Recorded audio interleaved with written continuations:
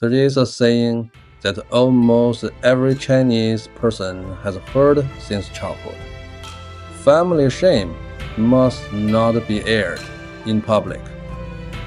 In traditional Chinese thinking, the real danger for a family is not having a problem.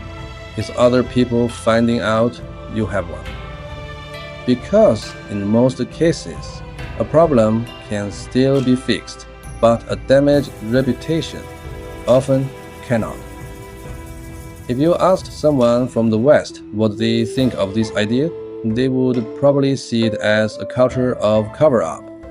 If you don't talk about the problems, aren't you just enabling them? But if you truly understand how traditional Chinese society works, you'll find that the logic behind this saying is far more complex than simply hiding your shame. In ancient China, a family's reputation was not about pride. It was about survival. Marriage, business, neighborly support. Everything depended on other people believing your family was trustworthy. The moment a scandal leaked out, what you lost was not face. It was real, tangible social resources. No one would marry their daughter into your family. No one would do business with you. In a famine year, no one would even lend you a bushel of grain. And the damage didn't stop with one generation. A ruined reputation could follow a family for decades. The matchmaker might walk right past your door without stopping.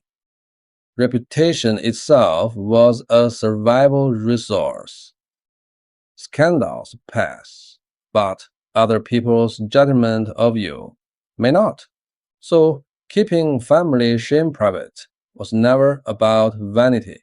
It was about protecting the social credit that an entire family depended on to survive. The root of this logic lies in a fundamental difference between traditional Chinese society and the modern world. In a society built on institutions, people trust rules. In a society built on relationships, people trust people. In a modern society with robust laws, contracts, banks, and insurance, your sense of security comes from the system. You don't need to know the other person to do business with them, because institutions will protect you. In that kind of society, transparency matters more than stability, because institutions can repair problems. But traditional China was a relationship-based society. Your security didn't come from institutions. It came from people. You could borrow money because others trusted you personally. Your daughter could marry well because your family had a good name. When trouble came, people helped you because you had built up enough credit within your social network. In that kind of society, stability matters more than transparency. Because once a relationship breaks, there is no institution to catch your fall. So, when problems arose, they weren't ignored. They were handled internally. The clan elder would mediate. Senior family members would intervene. Family rules would be enforced. Everything was resolved behind closed doors, and what outsiders saw was always a harmonious family. This logic didn't stay within the family. In the imperial bureaucracy, keep family shame private became a governing principle. When corruption was discovered in a local office, the first response was almost never public punishment. It was internal handling, quiet dismissal, transfer, demotion. Because for the dynasty, the greatest fear was never corruption itself. It was losing control. Admitting a problem wasn't dangerous. What was dangerous was letting ordinary people realize that the system might have already failed. For ancient dynasties, order was almost always more important than the truth. Once authority is weakened, the entire structure can begin to unravel. So throughout Chinese history, the default approach to many problems was strict on the inside, silent on the outside, not ignoring the problem, but solving it without letting outsiders see. This also explains why reporting someone taking internal matters to the outside is considered an extremely serious act in Chinese culture. Telling outsiders about family affairs isn't just breaking the rules. It is almost a form of betrayal, not because what you said was wrong, but because you handed internal information to outsiders.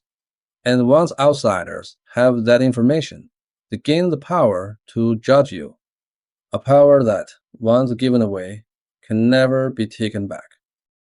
In traditional Chinese culture, loyalty is often valued above truth, even if what you revealed was factual, even if the person you exposed was genuinely at fault. The moment you chose to air it publicly, you tore a hole in the group's wall of trust. Because in a relationship based society, when internal information flows outward, the damage is never limited to one person. It spreads across the entire group. This is why the same act, exposing wrongdoing, makes you a hero in many modern cultures. But in traditional Chinese culture, it could easily mark you as someone who tore a community apart. Today, Chinese people still instinctively resist exposing internal conflicts to outsiders. Couples hide their arguments from friends. Companies hide their problems from clients. On social media, everything is always picture perfect, not because there is no pain, but because letting others see your pain is itself seen as a loss of control and exposure. Family shame must not be aired in public.